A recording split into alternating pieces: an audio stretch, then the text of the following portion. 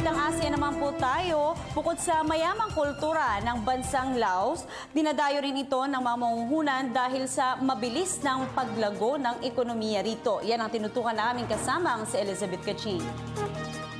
Dahil sa mayamang kultura at mga nagagandahang cultural sites, hindi maitatatuang isa ang Lao People's Democratic Republic sa paboritong destinasyon ng mga turista.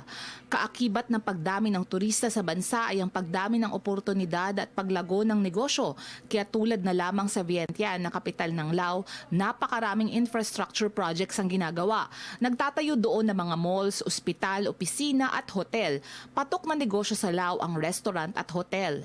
ช่วงที่เราเริ่มเข้ามาลงทุนนะฮะ When I first came to invest in Laos 6 years ago, back then, Laos just starting to opening itself, and the economy is expanding.